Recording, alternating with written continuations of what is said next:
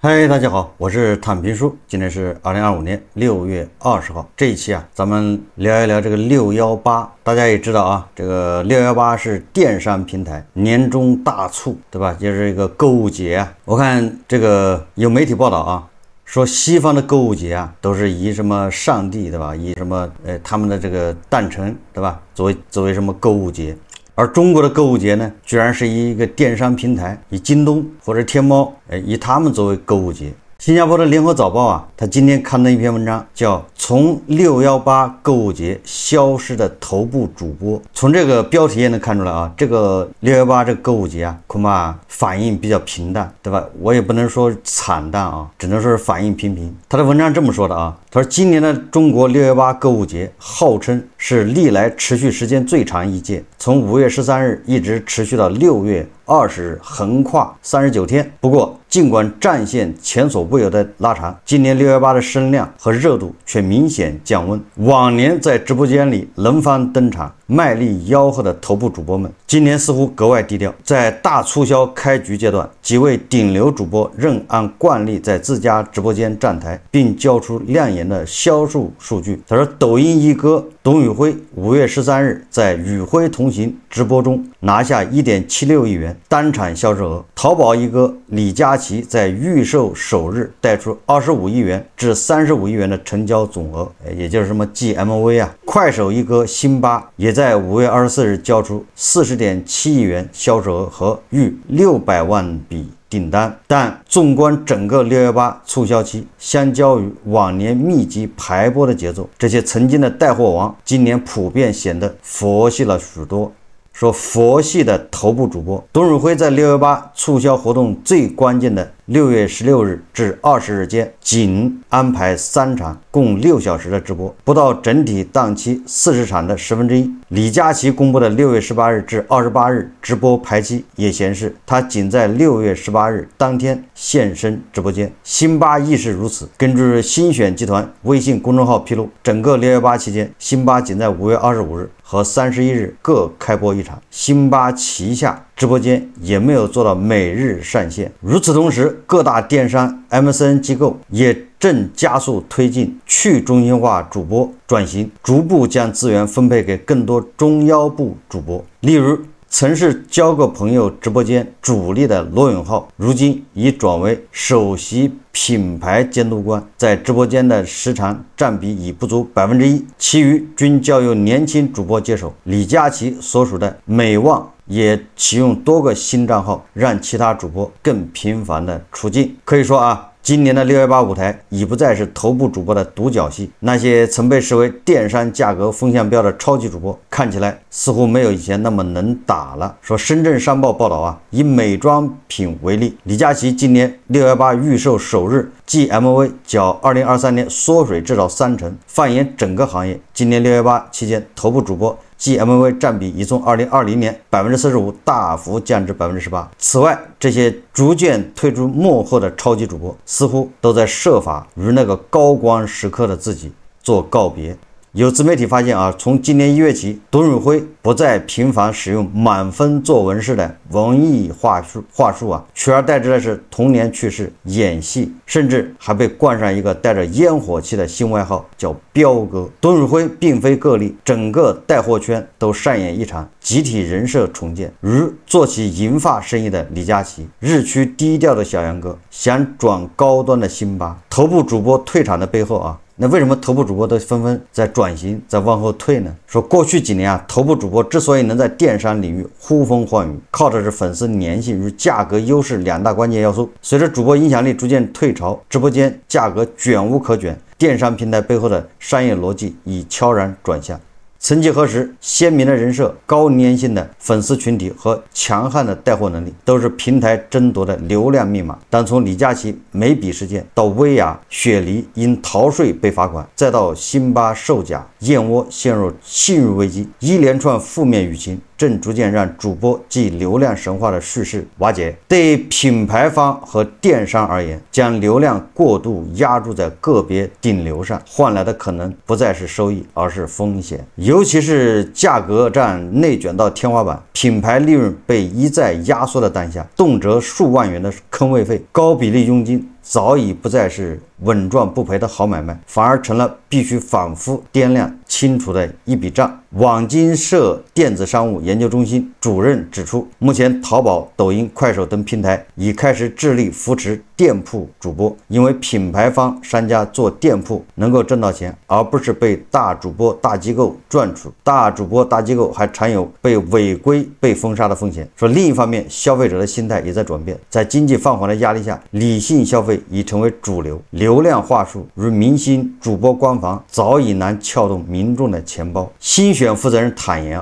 如今消费者不再盲目囤货，更在意商品是否实用，品质是否过硬。一些拥有大牌质感却价格亲民的工厂直供品牌正迅速获得市场关注。直播带货从抢流量到拼货盘，随着流量红利退去，头部主播纷纷退居幕后。MCN 机构与电商平台已逐步将重心从抢流量转向抢货盘。例如 MCN 公司千寻集团在6月5日正式上线千寻超级会员小程序，试图打造自己的独立电商闭环，产品涵盖服饰、美妆、食品与日用百货等多个品类。另一头，李佳琦所在的美旺也在不断拓展自营生态。美万优选自去年上线以来，商品品类已扩展至生活、食品、宠物，内容侧也在发生改变。今年618期间 ，MCN 不再一味冲成交额，而是开始围绕不同消费者打造创新的直播内容，也就是营销更加精准了。交个朋友副总裁崔东升直言，现在主播不再需要成为流量担当，而是成为合格的产品讲解员。换句话说，直播带货的主角不再专注于人，而是更加专注货盘和体验。在这一变化下，越来越多中小商家干脆跳过真人主播，转而采用更具性价比的 AI 数字人直播。与此同时，电商平台也在做减法，如淘宝、天猫取消了满200减20等复杂玩法，改为更直观的砍低价、全网最低价这类噱头也逐渐退场，将注意力转向商品品质与服务体验。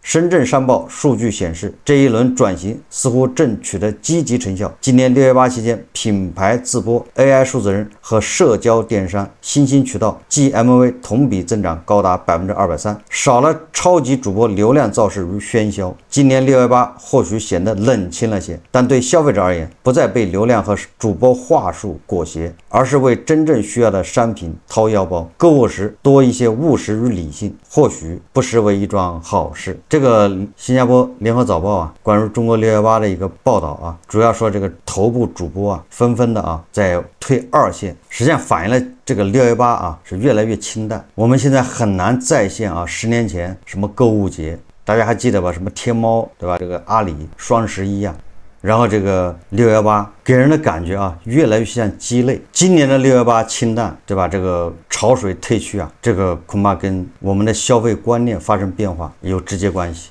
也就是消费者现在是勒紧裤腰带，能不买的就不买，反映出来就是这些头部主播的话术失效，就是头部主播的话术在消费者这个减少预算之间的矛盾。你的话术再高，你遇到了人家勒紧裤腰带没有用。往年被这些主播一忽悠，很多人就开始买东西，就囤货觉得便宜，反正要用狂买。但现在的消费观念变了，因为大家赚钱不容易，大家都在精打细算，连政府都要过苦日子那消费者不跟着过苦日子吗？所以咱们追求极致的性价比，即便是极致性价比，那也是用得上才买，用不上他是不会买的，更不打算囤货所以本质上还是消费降级。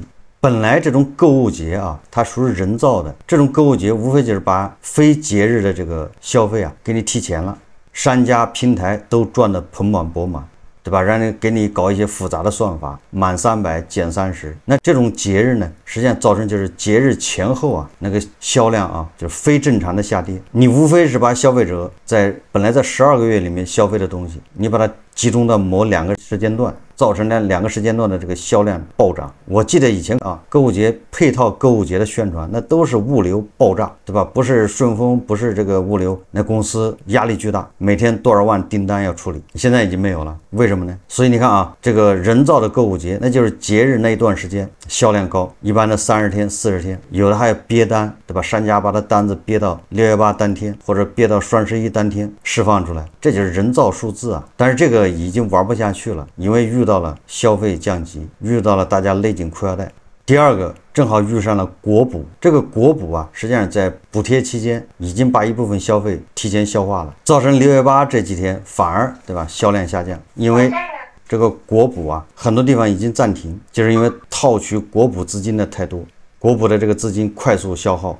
第三个原因就是现在的流量是越来越贵，精准有效的流量那就更贵，贵到什么程度呢？贵到这个很多平台无法承受，这些平台为了搞流量，那是无所不用其极啊。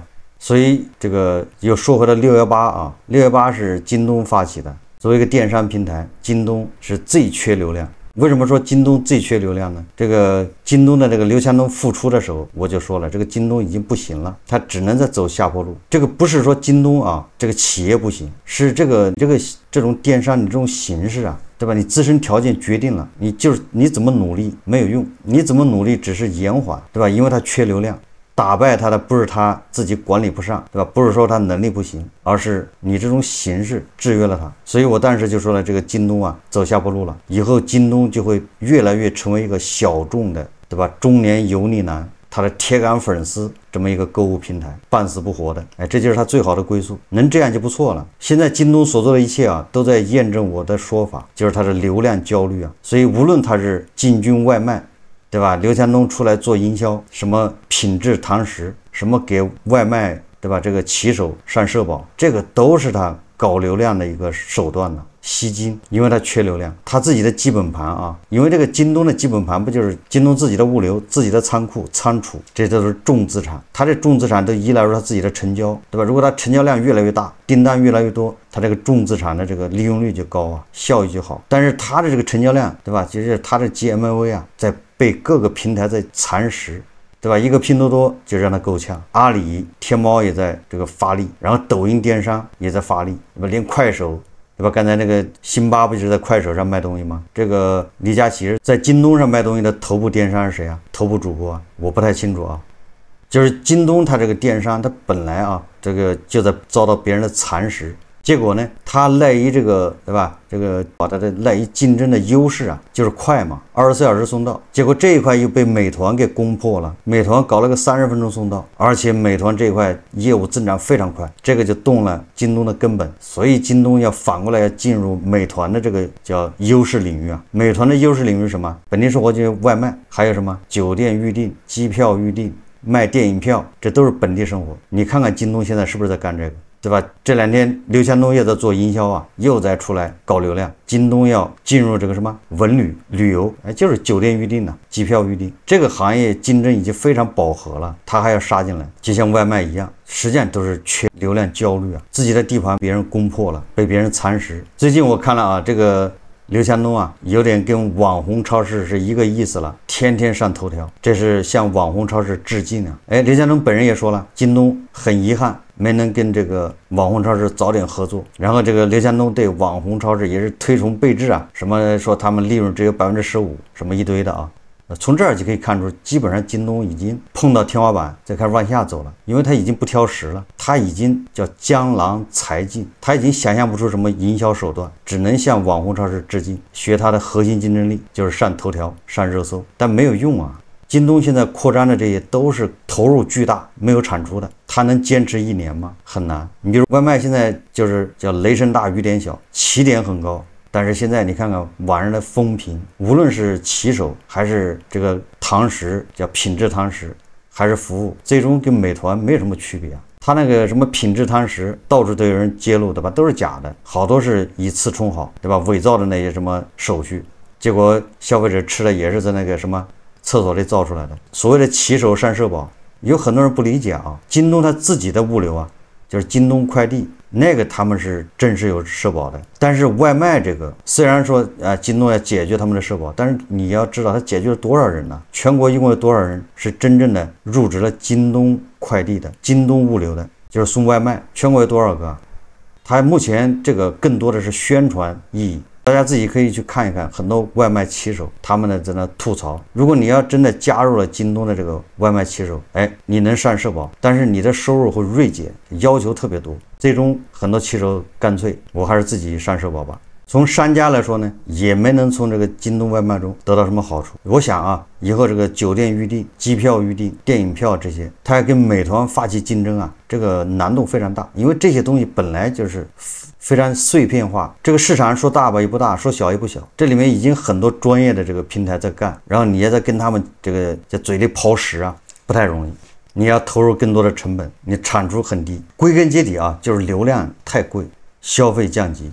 而这2点对京东的打击是最大的，所以你看见啊，虽然这个经济不行，但是拼多多一枝独秀，对吧？力甩京东几条街呀？为什么呢？不就是降级吗？所以你看啊，在消费降级这块，拼多多吃到了红利；在流量这一块呢，那是抖音吃到了红利。因为你看现在啊，大家一刷抖音，一刷1个小时、2小时、3小时，没有人说刷京东刷2小时的。京东你恐怕1个月才用1次，有很多人都不在京东上买东西了。就是你从你这个行为和习惯，你就知道他有多焦虑啊。那个作家王朔啊，他自己都说的吧，不知不觉一刷抖音，一刷就刷10个小时。你人的一天只有24小时啊，你10个小时给了抖音，你怎么可能还玩别的这个 APP 呢？所以说啊，你想想，你恐怕还有点时间要花在微信上面，对吧？你要给人回消息啊，你要看朋友圈呢，你再刷一刷微博，你说谁还会去点开那个京东呢？这就是京东为什么要做外卖，为什么要做什么本地生活，做这个订酒店、订机票。下一步，京东恐怕还要搞骑行、共享单车啊，因为它只有靠这些应用啊，来刺激用户啊，每天打开京东一下。因为你吃饭你是每天都要吃嘛，对吧？每天都要吃，相对来说啊，这个外卖还是相对比较高频的一个应用。如果你要习惯了用京东的外卖，那你一天恐怕就要打开1次或者2次，这它就有流量了。如果它要搞共享单车，对吧？你出行，你出门叫汽车，你恐怕就要打开它。这就是它的逻辑啊。京东要跟网红超市合作，我觉得啊，如果京东真的跟网红超市合作的话，那绝对不是1+1大于2，而是1+1小于2。正好啊，最近啊，传言这个58同城要裁员上万人，有员工毫无预警被裁。中国最大的分类信息网站58同城据报裁员近万人，有员工称裁员毫无预警，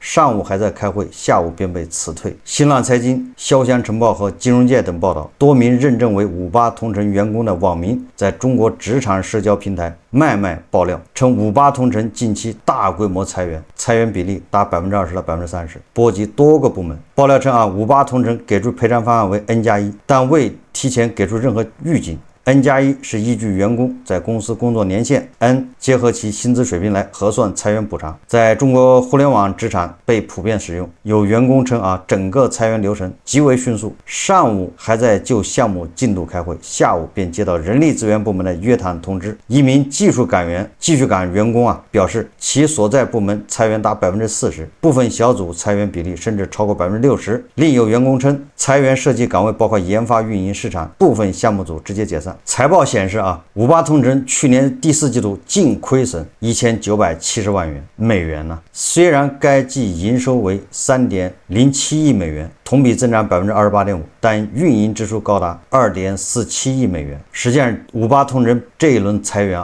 那2023年5月，就去年这个时候，58同城裁员30%到50%。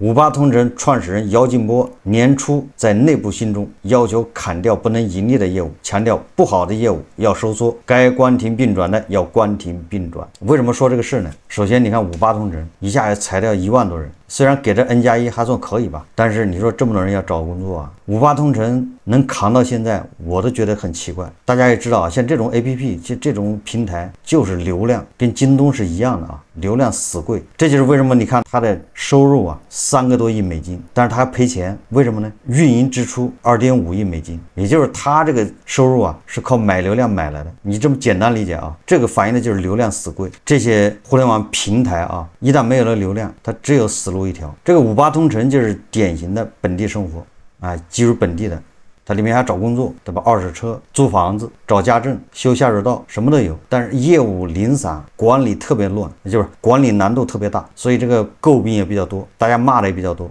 就这个流量还在下降。它跟京东是一样它都是上市公司啊，为什么是这个时候裁员呢？那去年也是5月份裁员，因为它年报公布完之后啊，现在要公布半年报，那你要向投资人解释啊，对吧？你现在业绩这么差，你又在赔钱，你下一步怎么办？哎，这个就必须要这个董事会要向股东大会啊，你要解释啊，你的方案是什么？你要采取什么措施啊？你说什么措施啊？那就是压缩成本呢，就这么简单。既然你没办法开源，那就节流啊，节流就是裁员呢。砍业务，不赚钱的砍掉，一般的都是在这个6月份和12月份干，所以一到6月份到12月份的那个裁员的这个新闻就特别多，因为要开股东大会啊。这个58同城啊，在6月底之前把1万人就砍掉了，该赔的钱赔了，一次性的都算在上半年成本里面，下半年他就轻装上阵，那个业绩就稍微好看一点。你看上半年赔钱，下半年还不赔了，赔的少了，是不是就好了啊？所以说他要这个时候裁员，我说这个什么意思呢？就是我在这里，我可以啊再预言一下，明年的这个时候，最迟是明年12月份，京东就要裁员。因为在我看来啊，他今年这步子迈得够大，因为他是被逼的，他不这样出击，他根本就活不下去，他是背水一战。所以这个进这个外卖，然后进这个什么酒店、机票预订这些，这个投入太大。产出恐怕不会太理想，实际上加剧了他的这个困境啊。明年这个时候，或者是明年12月份，他就面对投资人。你要解释你下一步怎么办，对吧？